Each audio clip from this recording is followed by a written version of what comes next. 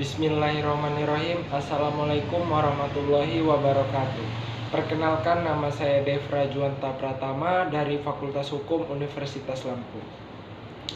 Jadi di sini saya akan bercerita sedikit mengenai PPKM yang telah saya laksanakan selama kurang lebih 4 hari. Jadi selama PPKM ini banyak sekali profesor yang telah memberikan kami materi. Yang pertama-tama yang ingin saya beritahukan adalah tentang tema PKKMB Mahasiswa Baru 2021, yaitu temanya membentuk mahasiswa yang berkarakter.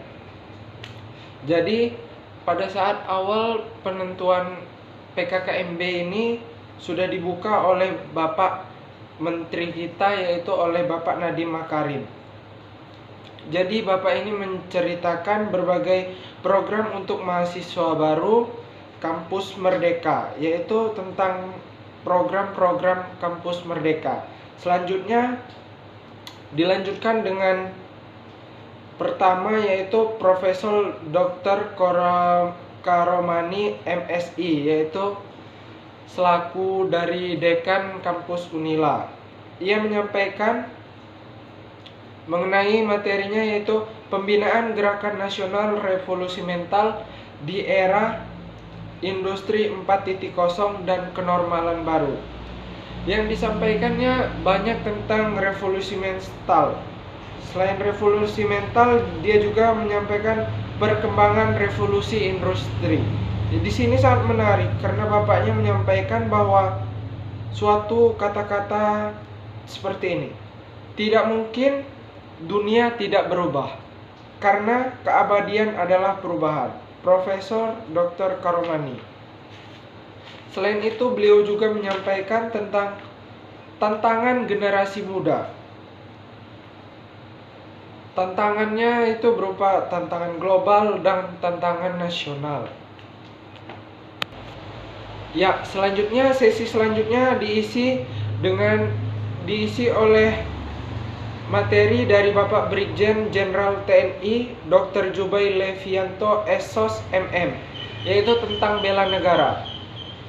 Beliau menyampaikan bahwa bela negara wajib dilakukan oleh seluruh warga negara, sehingga materi yang disampaikan beliau sangat membakar semangat para mahasiswa. Yaitu sesi selanjutnya disampaikan oleh Komjen Pol Boy Rafli Amar. Materinya tentang bahaya intoleransi, radikalisme, dan terorisme.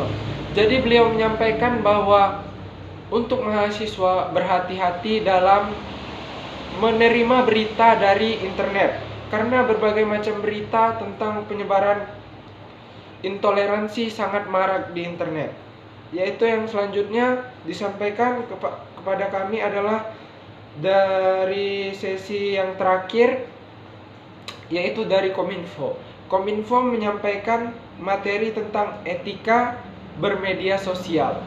Ini yang sangat menarik sekali, karena Kominfo sendiri mengajarkan kami tata cara bermedia sosial, sehingga nanti tidak terjadi kesalahan dalam bermedia sosial atau penyelewengan.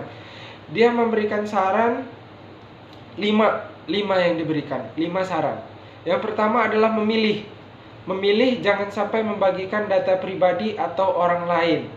Hal yang bersifat privasi itu jangan dibagikan di media sosial. Terus yang kedua adalah kritis yang artinya harus berpikir sebelum membagikan sesuatu. Yang ketiga, apresiasi kita terhadap sumber-sumber yang telah kita lihat atau kata-kata yang kita ambil, kita masukkan juga dalam postingan kita. Itu sebagai apresiasi kepada pemilik asli. Yang keempat adalah gaya bahasa. Jadi penjelasannya ini cukup panjang ya. Gaya bahasa yang digunakan itu kan kita hanya menggunakan ketikan, bukan kata-kata secara langsung. Jadi harus lebih berhati-hati lagi. Dan yang terakhir, yang kelima adalah tentang kejelasan. Jangan menggunakan akun fake dalam bermedia sosial, apalagi jika kalian sering berkomentar di akun-akun media sosial. Jadi harus menggunakan akun media sosial pribadi. Ya, itu adalah materi yang disampaikan pada hari pertama. Hari kedua, yang sesi pertamanya disampaikan oleh Bapak Wakil Rektor Bidang Umum dan Keuangan, Dr. Madi Hartono MP. Jadi yang disampaikan Bapak ini adalah tentang pengelolaan perguruan tinggi di era kenormalan baru. Jadi Bapaknya menyarankan kami dalam saat pandemi sekarang ini harus berhati-hati dalam menjaga kesehatan. Ya, banyak lagi yang lainnya. Selanjutnya sesi yang kedua dilanjutkan oleh Wakil Rektor Bidang Akademik Habibullah Jimat Sarjana Ekonomi MSI. Yaitu beliau juga menyampaikan banyak info-info juga tentang sistem pendidikan perguruan tinggi dan implementasi Merdeka Belajar Kampus Merdeka Era Industri 4.0. Yang selanjutnya adalah sesi yang ketiga di hari kedua, yaitu yang disampaikan oleh Wakil Rektor Bidang Kemahasiswaan dan Alumni, Dr. Andes Budi Harjo, MIP. Beliau menyampaikan tentang etika dan norma kehidupan kampus. Jadi di dalam kehidupan kampus ini kan kita dari beranjak mahasiswa, kami sebagai mahasiswa dari siswa SMA menuju ke mahasiswa atau ke jenjang perkuliahan. Jadi banyak yang harus dirubah dan juga banyak yang harus lebih dipelajari lagi agar sukses di kampus nanti dalam mengejar kesuksesan. Amin. Dan selanjutnya adalah sesi keempat di hari kedua yang disampaikan oleh Wakil Rektor Bidang Perencanaan, Kerjasama dan TIK, Dr. M. Irsyad, STMT, yaitu beliau menyampaikan tentang kerjasama internasional dan mewujudkan world class university.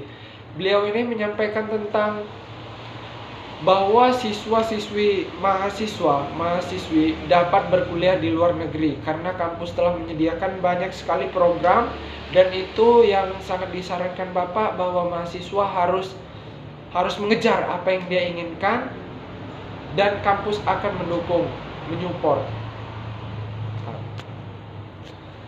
Di hari ketiga ini disampaikan oleh yang sesi pertamanya Wakil Dekan Bidang Akademik dan Kerjasama, yaitu tentang pembelajaran di perguruan tinggi di era 4.0 dan plagiarisme, sistem perkuliahan dan pembimbingan akademik.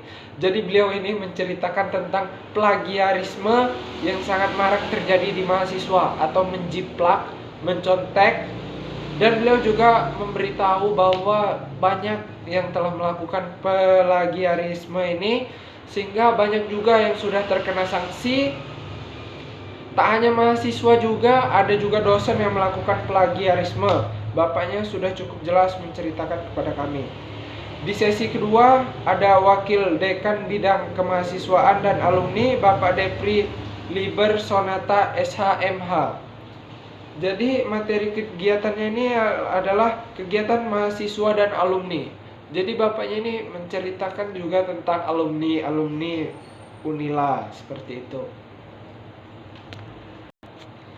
Nah, di pengunjung acara atau di hari terakhir tanggal 21 yang disampaikan, sesi pertama itu Wakil Dekan Bidang Umum dan Keuangan, Ibu Yulia Neta SHMH.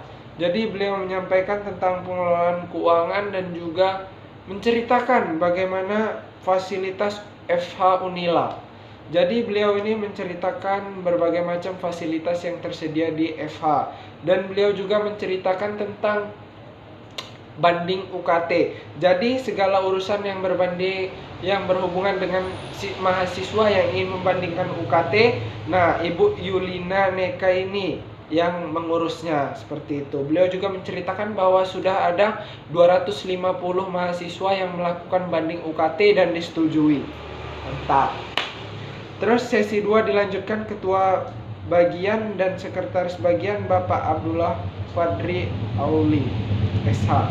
Jadi bapaknya menceritakan tentang perkuliahan di kampus. Banyak yang diceritakan, contohnya tentang mahasiswa hukum yang sudah lewat semester 5 nanti, bahwa nanti akan dihadapkan kepada 5 bagian, yaitu bagian pidana, perdata, hukum internasional, tata negara, dan administrasi negara. Jadi banyak yang sudah dijelaskan, dan lebih rincinya lagi hal-hal seperti pidana, perdata ini sudah dijelaskan oleh kepala-kepala bagiannya masing-masing. Setelah kegiatan itu, pengenalan bidang-bidang di Fakultas Hukum, juga banyak alumni yang memberikan wejangan atau saran-saran kepada kami bahwa di kehidupan kampus harus mengejar apa yang ingin kami impikan. Dan juga ada alumni spesial, yaitu Hajah Eva Dwina SE MSI. Beliau adalah wali kota Bandar Lampung yang masih menjabat sebagai wali kota Bandar Lampung sekarang. Beliau juga memberikan banyak sekali wejangan kepada kami. Selain itu, beliau juga memberikan hadiah 5 sepeda kepada mahasiswa yang berhasil menjawab tadi. Dan kurang beruntung, saya belum dapat sepeda. Itulah mungkin hal-hal yang ingin saya sampaikan, atau dimaksudkan dengan pesan dan kesan saya selama mengikuti PKKMB Unila 2021. Seru, mantap.